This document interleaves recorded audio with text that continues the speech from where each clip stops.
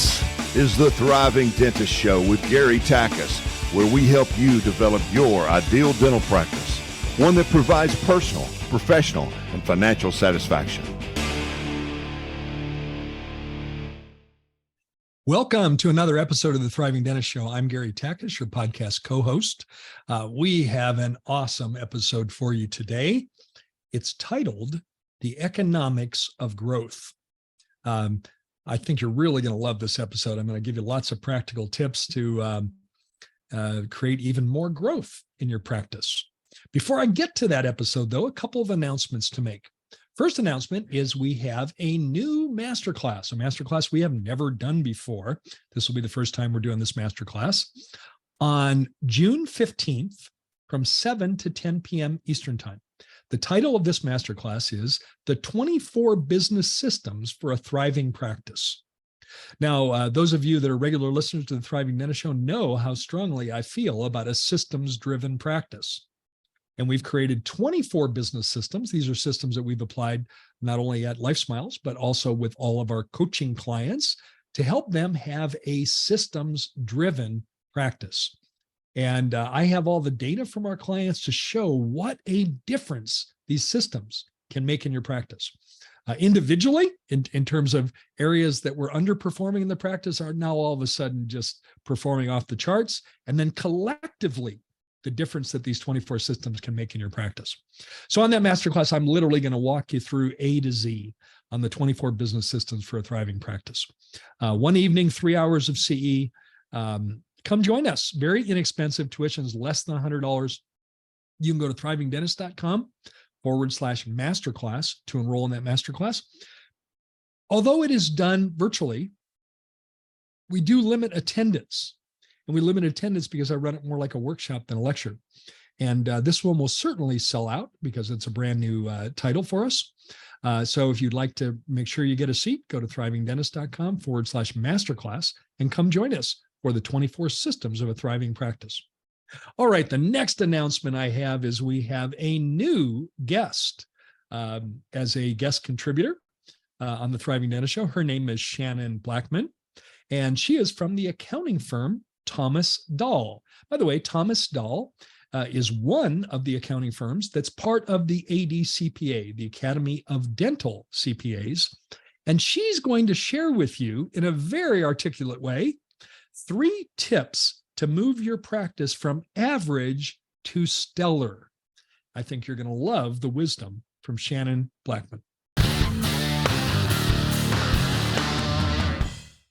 Hi, my name is Shannon Blackman with Thomas Dahl, and today I'd like to present to you 3 tips for moving your practice from average to stellar.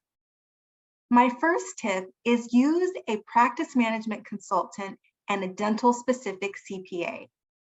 We've noticed that our clients that do use practice consultants are more successful than those who don't. I'll give you an example. We have a longtime client, Dr. Steve, who wanted to retire in 5 years. He came into our office and we did a full-blown comprehensive financial plan for him and analyzed his retirement numbers. It came up a little short. We did the math and Dr. Steve was about $50,000 short per year to reach his retirement goals. What were his options? To spend less? Mrs. Steve didn't like that idea. Work longer? Dr. Steve was ready to retire as soon as possible. Instead, we reverse engineered his P&L, and we realized that there were ways that he could maximize his practice to reach his retirement income goals. We worked hand in hand with a practice management consultant and revamped his hygiene department, which is the engine of the office, and we're able to generate that $50,000 a year plus until he retired. Now, my second tip is to invest in your own leadership skills. Set aside a certain dollar amount every year that you will invest into your own leadership skills. What they don't teach you in dental school is that you're going to really need to lead your team, to mentor associates, to deal with the pressures of dealing with the public. There's a lot that goes into that, and you need to pour into yourself. You can't pour from an empty cup, so you really need to invest into yourself, into your own leadership skills, and get coaching around that. Now, my third tip is to be mindful of the cost of using insurance plans for your dental practice. What we've noticed when we help buyers and sellers in that transition period of buying and selling a practice is we've noticed that there is a discount for selling a practice that has a lot of insurance. And so you'll get less for your practice. And that could be a key part of your retirement plan, that lump sum that you're expecting to get for your practice. And you put so much into it. On the other hand, we've noticed that there's a premium for selling a dental practice that is cash only or is insurance independent. So it's worth it to sit down with a consultant and analyze the numbers to see what it would look like to become insurance independent, what it would take, and if this is appropriate for your practice given your demographics. This is not for the faint of heart, and it takes at least a year of learning the communication skills to go insurance independent if that's what the numbers show. Because not only do you need to communicate really well with your patients about this transition and what their options are, but you need to communicate with your staff about how they'll communicate with the patients going forward and make this a smooth and mutually beneficial transition for everyone. And you can always consider an in-house plan to sweeten the deal for your patients. So those are my 3 tips. Work with a practice management consultant and a dental specific CPA. Invest in yourself, invest in your leadership skills. And finally, consider whether going insurance independent might be right for your practice.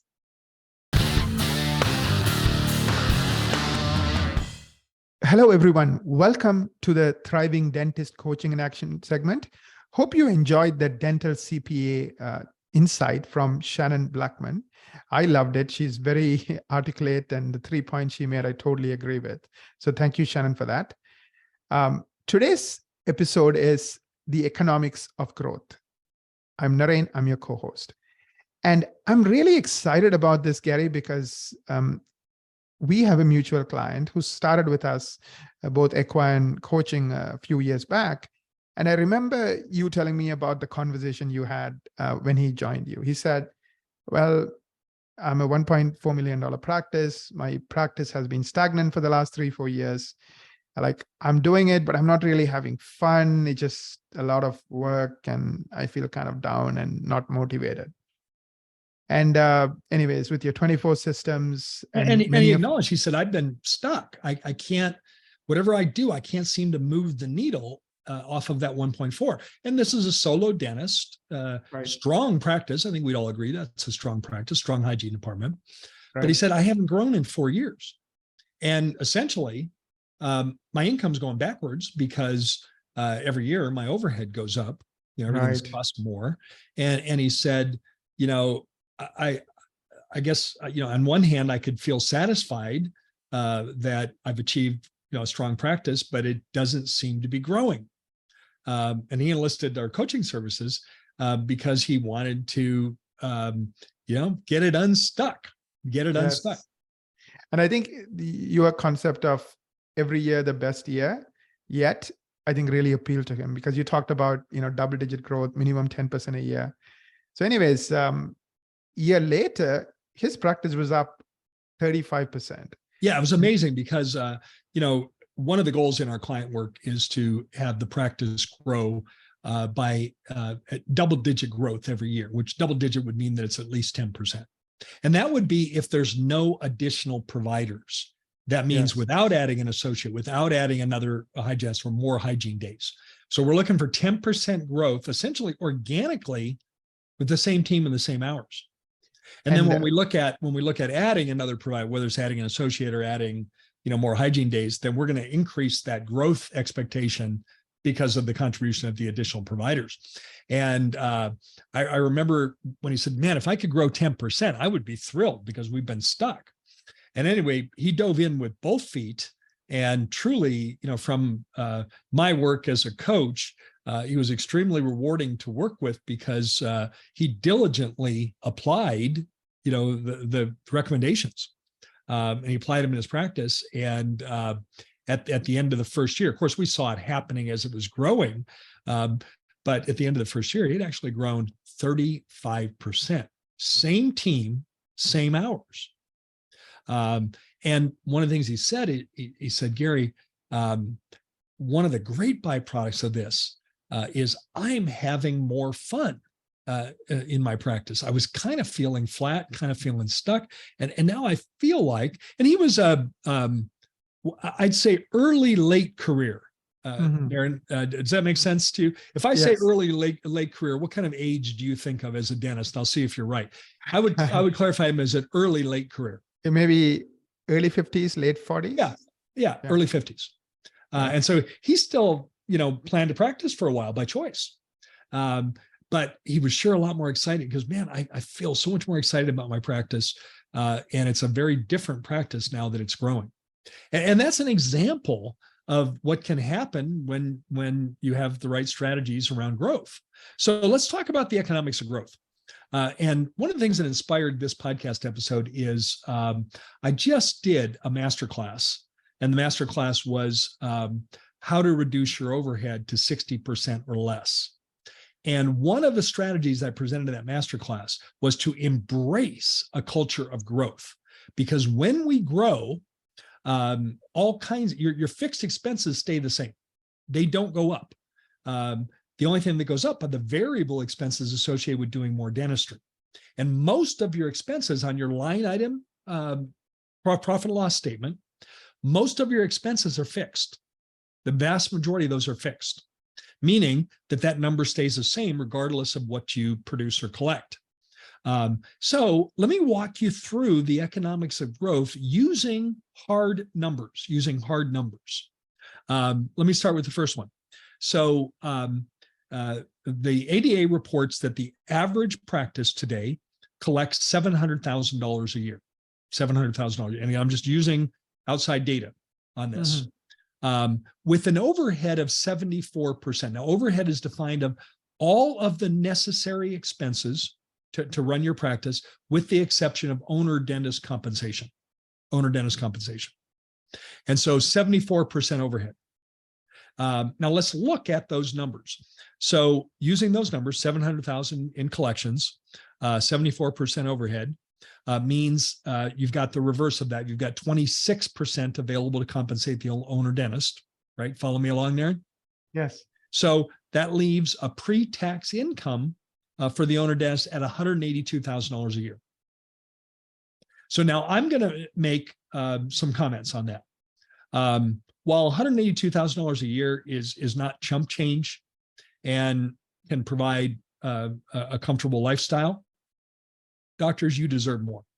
You deserve more than that. And if your overhead's at 74% or higher, you're working too hard for too little, regardless of what your pre-tax income is. You're working too hard for too little. So let's take a look at this and let's apply a very strategic growth strategy. And the growth strategy that I'm going to share with all of you is we're going to grow the practice by a number that I'm going to define, a dollar amount, same team, same hours. So we're not going to add any more team members. We're not going to add any more hours. We're going to do this with the same and the same hours. Now, I'm going to suggest we're going to grow $100,000 a year. I'm using that number because it's a round number, but it's also something I believe that any one of our listeners can grow your practice $100,000 a year, same team, same hours. Why can I say that confidently? We've done it hundreds of times with my clients, hundreds of times. It can be done. Right. So if it's been done before, it must be possible. Now let's look at the difference between fixed and variable expenses. I'm not going to make this an accounting exercise, but I'm just going to go through it from the high level overview. Most of your expenses are fixed. With the exception, the variable expenses in dentistry primarily fall into two categories. If you use an outside lab, the more dentistry that you do, the higher your lab bill is going to be. Does that make sense, Naren? You do more dentistry, and some of it's going to be lab related, and that means your lab bill is going to go up. So lab, and I use a budget of 8% for lab if you're not using CAD/CAM. So if you're not using CEREC, 8%. And when I use a percentage, Naren, it's a percent of your revenue. Percent of your revenue, not a percent of the expenses, but a percent of the revenue. So Naren, I'll drill you real quick just to keep our listeners engaged. Let's say $1 million practice doesn't have CEREC. What's their budget for lab? $1 million practice. $1 million practice doesn't have CEREC. Their budget for lab. You said 8%. So that's $80,000. $80,000. So at $80,000 or less, yes, in that practice, you're on budget. So as you're listening, follow along as you're listening. The other expense, by the way, if you are CEREC, I use a budget of 4% or less. 4% or less. Now, some of you are thinking, I never have to send anything to a lab. Well, that'll be the exception. Most CEREC offices will send some things to the lab, multiple units and other different types of cases. So I use a budget of 4%. So in that same example, now let's say it is a CEREC office, $1 million in collections. What's their budget for lab? $40,000. $40,000. Yeah. So the other expense that goes up are consumable supplies. Because we're doing more dentistry, we're using more consumables. The budget I use for consumables is 6%. And again, that's 6% of revenue. So that $1 million practice has a budget of 60 grand for consumable supplies. Now, add those up, 8 plus 6. I'll assume for the sake of this discussion that it's a non-CEREC office. 8% for outside lab, 6% for consumable supplies is 14%. Theoretically, nothing else goes up because those are the only real variable expenses in your practice. Because remember, we said same team, same hours, same team, same hours. Now, however, in real life, it doesn't work that way. Somehow, other expenses creep up. So let's put a 6% number in there for miscellaneous expenses that creep up as we do more dentistry.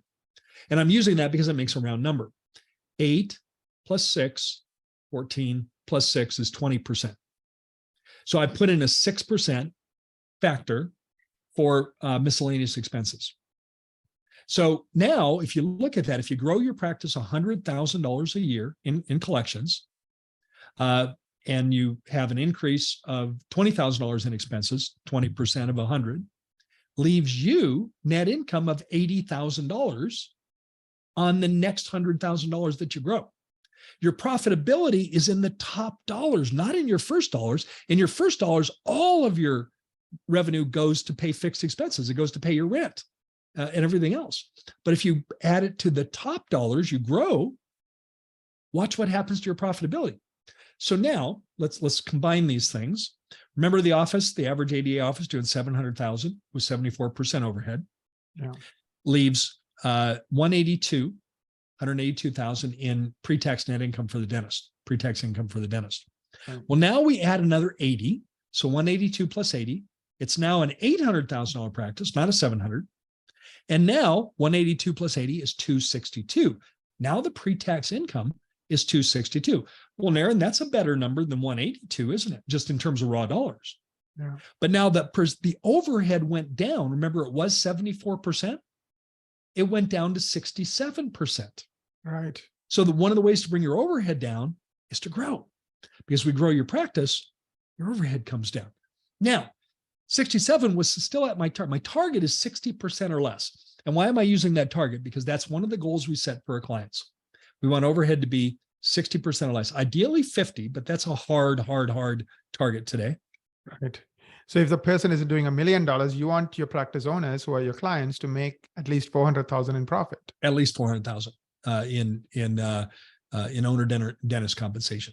Yeah. So now let's go one more time. Let's do it again. If we did it, this $100,000 jump, let's do it again.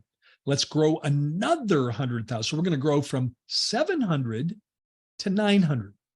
By the way, I can confidently say that everyone listening to this podcast can grow your practice $200,000 a year with same team and same hours. Now, right. Beyond that, And we're going to have to look at maybe some staffing and maybe we have to look at provider mix and so on. But any of you can grow your practice $200,000 a year. Well, let's give you the motivation to do that. So remember the first dollars on the 700 netted the doctor 182. Excuse me. We added another 80 and it takes us to 262. Now add another 80 to go from 800 to 900. And where are we now, Naren? In net income for the doctor? 342. 342,000. And now if you look at your income, your overhead on the 342, right? It's now 62%. So by growing $200,000, your overhead went down from 74% to 62%. Now we're still not at the 60 that I want, but how do you like the trend line, Darren? I love it, Gary. And going back to that first client we talked about at the beginning, I did the math. He was doing 1.4 and he didn't grow 200,000. He ended up growing $500,000. And some of the things that happens is a lot of practices are inefficient when they start with you. So they didn't have to add too many extra staff to do that. Did they add any staff or was it? No, that was same team, same hours. Same team, same hours. So he actually grew $500,000. $500,000. Same team, same hours. Right. And his profitability on that top 500 was about 400. 400. So that means the 400,000 of the 500,000 is his owner dentist compensation that gets added. Profitability. Yeah. And so in the example that I gave, to go from 700 to 900, the doctor's income went from 182 to 342. Right. Now count, that's an entirely different zip code. Entirely different zip code. Yes. And in my opinion, that's more like, what you're worth. It's still not, you're worth more than that. Doctors, you're worth more than that. But we're sure trending in the right direction. And your overhead has gone from 74% down to 62. And that's the economics of strategic growth. And I'm calling it strategic because we said we're going to grow this with the same team and the same hours. So now let me provide some recommendations on how to do that. Now that hopefully I've motivated you on the economics of growth or the economics of strategic growth. But now let's talk about how do you do this? What are some tips to do that? Number one, I'm going to suggest that as you rally your team, Shannon made a great point. Shannon Blackman made a great point in her guest tip today about how important leadership skills are. Remember that, Naren? Yes. Yeah, great point. And she's spot on. She's absolutely right. And so if you're going to see this result in your practice, you're going to have to exercise some leadership skills. And as you sit down with your team and talk about this, we've got to get everybody on the same page. And I'm going to suggest that as you talk about this, you lead your team with a noble purpose, And what I mean by noble purpose is we want to share with our team what's in it for our patients by achieving this result. And what's in it for your patients is helping more of your existing patients achieve great oral health, helping them address any concerns in their mouth when they can be treated conservatively before it becomes something more significant and more complicated. And it's about helping our patients with elective services, giving them the things that they need or want. But if you frame it all around patient service, I think we're going to get a lot of rallying from your team members about getting behind this project to grow, because it's going to be all about helping our patients. And when we help our patients, we help ourselves. Does that make sense, Darren? Absolutely, Gary. I think, when you are comfortable, when you're not working too hard for too little, it creates options for you as the practice owner. It's more time with patients, it's more investments, even better pay for your team members. So it changes the dynamic. And you talked about, I'm going to ask you, how did this client who's now doing 1.9 million feel at the end of that 1 year? Was he stressed out? Was he tired? He said, Gary, this will sound counterintuitive, but he said, I feel more relaxed and less stress collecting 1.9 than when I collected 1.4. And he said, I would never believe that was possible. Remember, same team, same hours. Right. He said, I feel less stress. I feel more engaged. I feel more in control. Part of that had to do with our systems, getting systems in place. Right. But there were all kinds of positive byproducts. But he said, I never guessed that would have been possible when we set out this. All right. So tip number 1, lead with a noble purpose and make that purpose be all about helping your patients, helping more of your patients have great oral health, helping more of your patients identifying concerns when they can be treated conservatively before they become something more complicated. And number 3, looking at some elective or high value services, providing patients with the things that they want. So let me go on to a second tip. Put an extreme focus on adding same-day dentistry. Now, I'm using the term same-day dentistry in a different context than CEREC. CEREC uses same-day dentistry as, you provide the crown in one visit, same day. I'm using a different definition of same day. Same day to me means adding treatment into your schedule based on the patients that are already in your schedule today, so I'm going to call it same-day dentistry. Now, one of the things I want to share with our listeners is world-class practices will finish the day higher than they started with when they did their morning huddle. So we do morning huddle, look at what's scheduled during the day. World-class practices will finish with more production at the end of the day, 80% of the time. 80% of the time.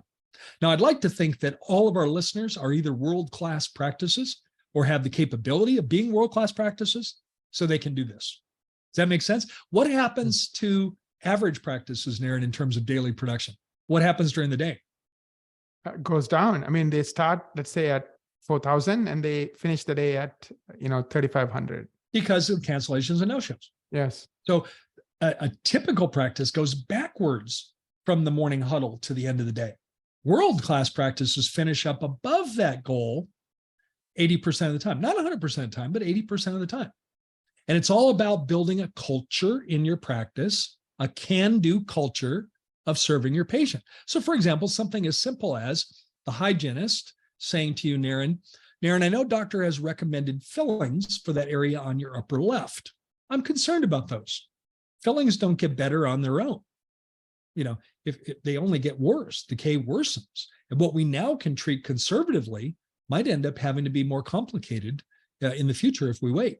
I don't know if this will work for you, Naren, but at the end of your hygiene appointment, we could move you over here and doctor can do those fillings. So point to one of the doctor's operatories.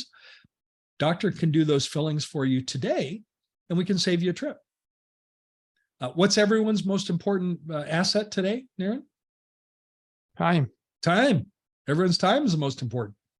And also, if they happen to have insurance benefits, and even for our clients that are fee for service, we still want to help our patients get their benefits. And Naren, if you do have insurance benefits, it'd be good to use those because unused benefits don't carry over at the end of the year. They go back to the fat cats at the insurance company.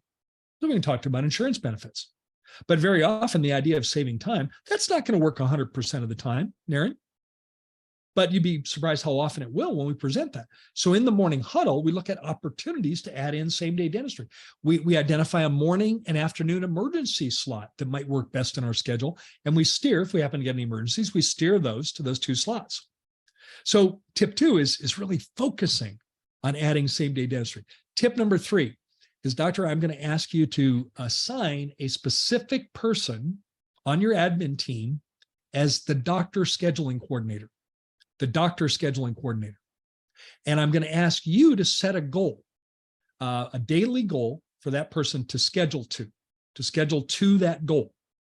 And in doing so, I'm going to ask you to ramp that up 10% or more, whatever the percentage you want. So when you're calculating what the daily goal is, it's going to be built in to what growth you would like to achieve.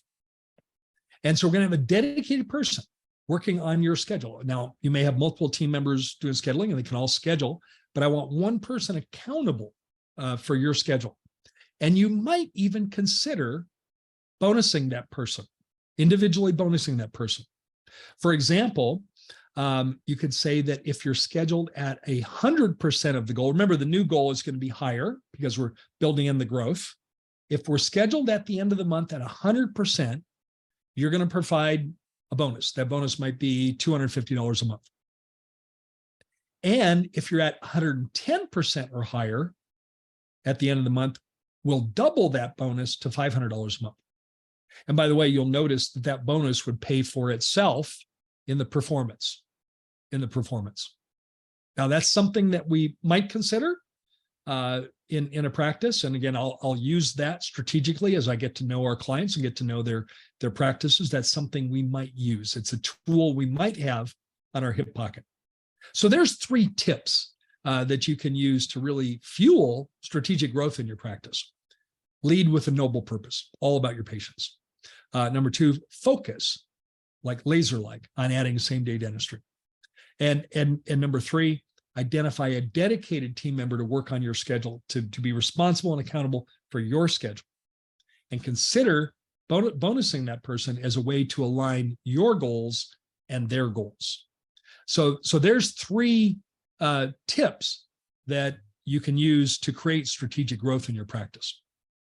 Well, Naren, by the way, as a listener, I hope I've encouraged you to really embrace the concept of strategic growth, because, man, it is an absolute recipe for lowering your overhead, as we've demonstrated.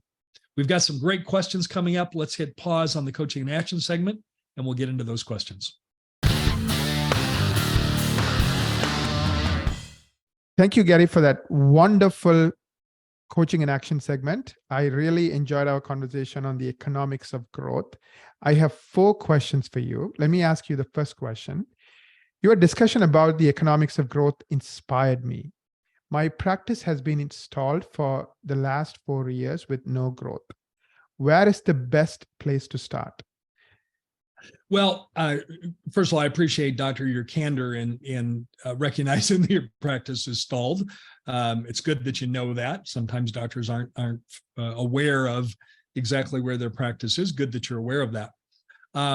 Where I would start really is have a team meeting and use those 3 tips that I shared, in how to actually do this. Introduce those to your team. Lead with a noble purpose. Talk to your team members about how you want to become even more committed about helping more of your patients enjoy great oral health. Lead with that noble purpose. Secondly, develop a specific plan to add same-day dentistry, and talk about what each team member's role might be in that, because it's truly a team approach to be able to do that. Talk details. That if someone has the opportunity to add treatment in, who do they go to get approval for that? And I might suggest, doctor, in the beginning, that person be you. And as a suggestion, I might suggest rather boldly that every time someone comes to you to add something in, within reason, of course, the answer is yes. And then figure out how to make it work. Now, again, I know there would be examples where that isn't possible, but then you can build a situation of every time a team member comes to add treatment and the answer is yes, then we're going to be building positive momentum around that whole concept. And then the third point, on the specific tips to do this is really, as you're dividing duties in your practice, assign a specific person that's responsible for your schedule, and might consider bonusing that person, as I suggested in the coaching and action segment, as a way to align your goals and their goals. That's where I would start for sure. And one other point that I'll make is that if the issue is that you don't have enough existing patients in your practice to fuel the growth, then on a parallel path, you might want to revisit your marketing so you have a consistent source of quality new patients. And you might be doing that in parallel with the tactical things you're doing in your practice. Thank you, Gary. I appreciate it. Let me ask you the second question. My first available new patient appointment is 4 weeks out.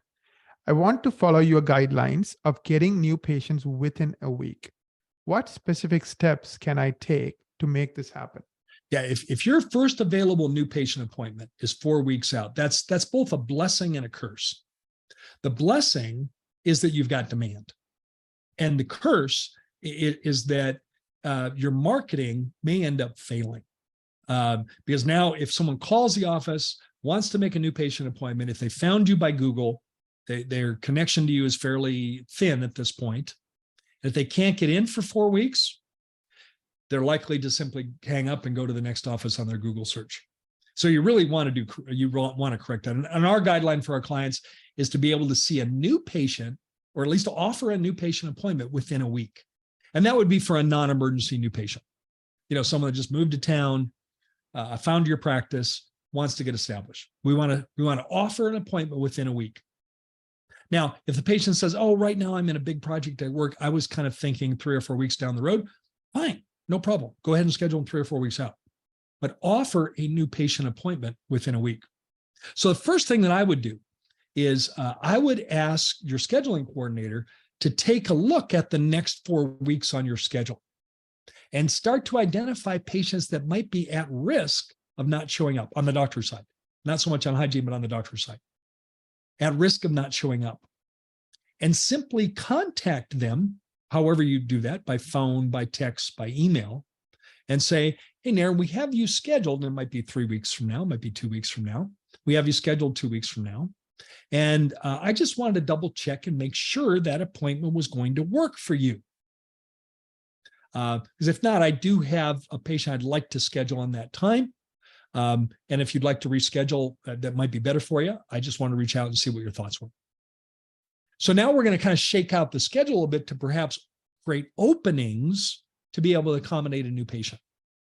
The other thing I would do at the same time is I would go out in your schedule and start to create new patient blocks in your practice. Whatever your own practice appetite is for new patients, put those number of new patient blocks on the doctor's schedule, because there'll be some dedicated doctor time. Put those on the schedule. If it's 2 a day, if it's 3 a day, go out in your schedule. Might have to go out 6 months to get those blocks, but you know what? Those 6 months are going to pass anyway.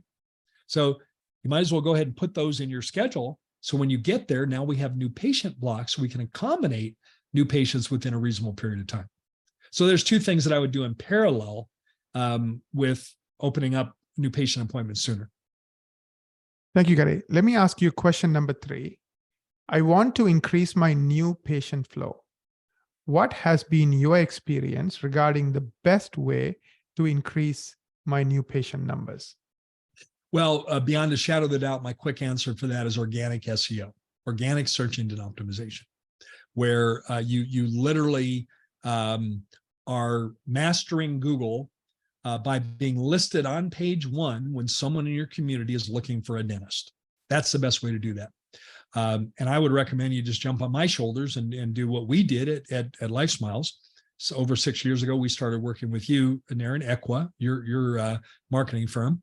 And since that time, I have been absolutely thrilled with the volume of new patient flow, and also with a very affordable budget we're paying in terms of marketing. I'm paying less than I ever have, getting better results than we ever have. Nair, with your permission, let's put a link in on the show notes and offer it to any of our listeners to schedule a marketing strategy meeting with Equa. By the way, that link is, are you okay with that, Nair? Absolutely. Yes, absolutely. Yeah, that link is www.equa.com/MSM, marketing strategy meeting. You can learn how you could get the same kind of results that we get. I started referring clients after we had used you for about a year. So I wanted to make sure we were getting sustained results. Well, we were. And I started recommending this to our clients, and I've seen the results repeated time and time and time again. My clients are now saying the same thing. Gary, I'm spending less than I ever have on marketing, getting better results than I ever have. That's where I would go with marketing right now. Thank you, Gary. Absolutely. Prior to the meeting, Lila would spend 6 hours doing research, and we'll just see how you're doing with marketing, SEO, influencing patients, give you a report card. Plus, we'll give you a plan on how do you get into the top 5% who's going to get 95% of the free traffic from Google. Only 5% get all the traffic, and then everybody else gets almost no traffic from Google. So You have to pay ads. exactly. Then you have to ads. pay a lot of money if you're not in that 5% to get traffic. Gary, let me ask you the fourth and the final question. I have heard you talk about how Google does not like duplicate content on websites. This is really important, Gary, because when Lila reviews the marketing of new clients before we take them on, this is an issue that we find 80% of the time, if not more. And that's because, for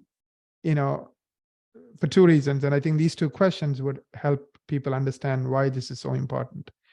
The first question that the listener has is, what is the standard that Google uses to define duplicate content? So in other words, what percentage of words can be copied? I think that's kind of what they mean. The second question is, how can I find out if I have duplicate content on my website? Yeah, first of all, Doctor, that's a great question. You're absolutely right. Google not only doesn't like duplicate content, they penalize you if you have it. And duplicate content is just what it sounds. It's the same content on your website on some other website on the internet. And how that happens, it can happen a lot of ways, but there's two primary ways. One way is that the company that wrote your website simply recycles all the content.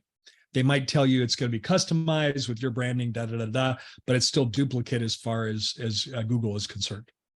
The second way it happens is that it's a bit nefarious, but dentists will go online, will troll websites, will find things they like, cut and paste it, and then make it part of their website. Don't do that, docs, because first of all, Google penalizes both of you. They'll publish the one that steals the content and the one that got stolen from. So let me answer the two questions. What is the standard that Google uses to define duplicate content? It's a very stringent standard. No more than 5% of the pages on a website page can be a duplicate. And so if you have a page that has, say, 400 words, I'm just making up a number, no more than 20 words can be duplicate. So it's very stringent standard. I personally think Google could loosen up a little bit on that, but we don't get to decide about that. That's up to Google. Now, how can I find out if I have duplicate content on my website? Two ways. There's a third-party program, a software program called Copyscape that you can run your pages through on Copyscape, and Copyscape will highlight any duplicate, and then you can simply rewrite it and correct that. And you can do that yourself. Just search Copyscape and it's available. The other thing you can do is you schedule a marketing strategy meeting with Lila, and Lila will run all your pages through Copyscape, and she'll tell you if you have any duplicate content. And there's no cost there, so there's another good way to do that.